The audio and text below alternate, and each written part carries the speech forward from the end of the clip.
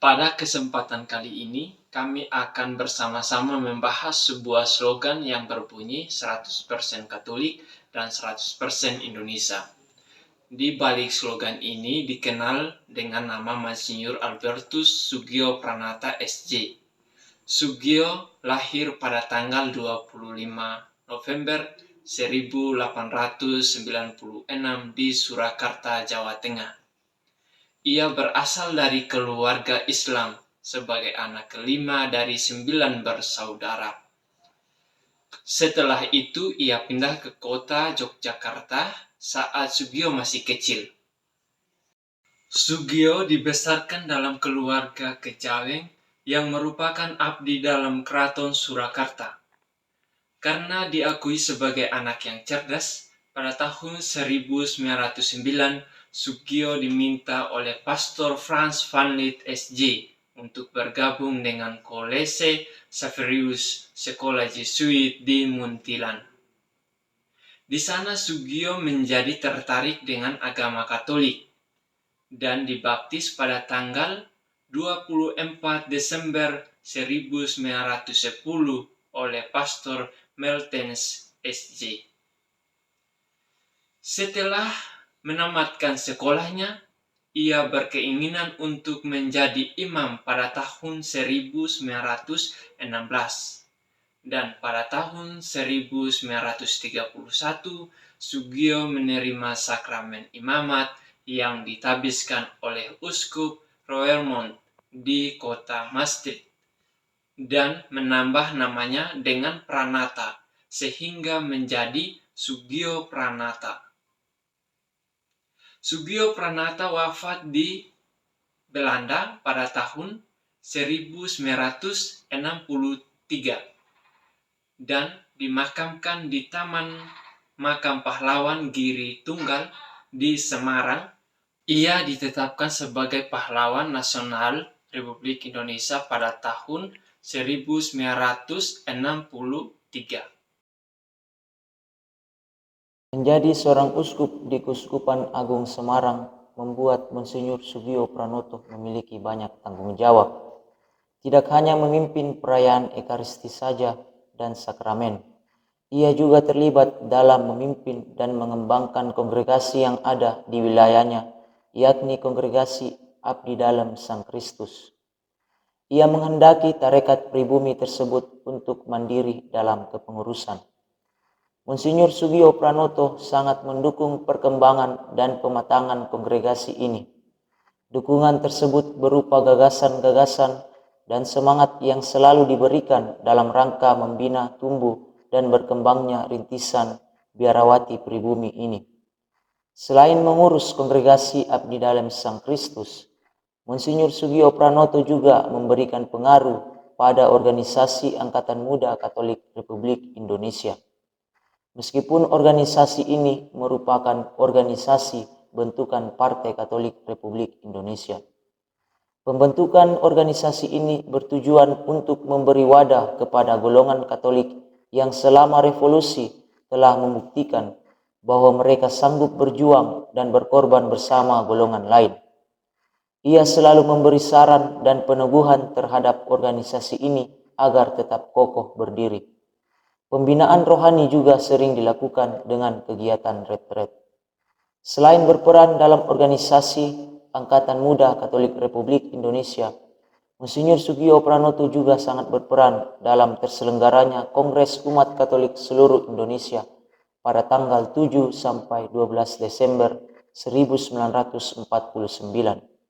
Kongres ini merupakan kongres nasional pertama di kalangan umat Katolik seluruh Indonesia yang diselenggarakan pasca proklamasi kemerdekaan Indonesia.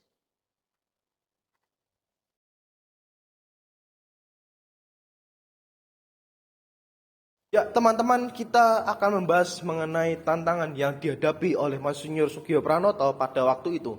Yang pertama, orang Jawa belum bisa membedakan antara Kristen dengan Protestan karena keduanya disebarkan oleh penjajah Belanda. Maka dari itu, orang Jawa berpandangan bahwa Katolik dan Protestan itu adalah sama.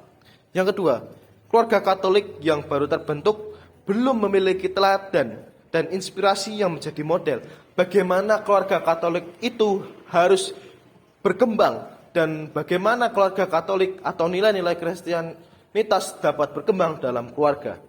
Yang ketiga, sulitnya mengolah pengalaman keseharian dengan nilai-nilai Kristiani melalui para katekis. Monsinyur memiliki atau menegaskan bahwa katekis adalah tulang punggung bagi gereja, sehingga mereka harus memiliki pedoman atau memiliki wawasan yang kuat mengenai iman-iman Kristiani, sehingga dapat ditumbuh kembangkan melalui para umat. Selain itu, terbatasnya buku-buku kateketik untuk menambah wawasan para katekis. Lalu, kurangnya tenaga pengajar dan kurangnya pendidikan iman yang berkelanjutan. Lalu, selanjutnya, ancaman ideologi materialisme ateis. Lalu, praktik hidup boros dengan sistem hutang pada lintah darat. Dan yang terakhir, pengaruh negatif dari media elektronik, media cetak maupun film dengan kritiknya.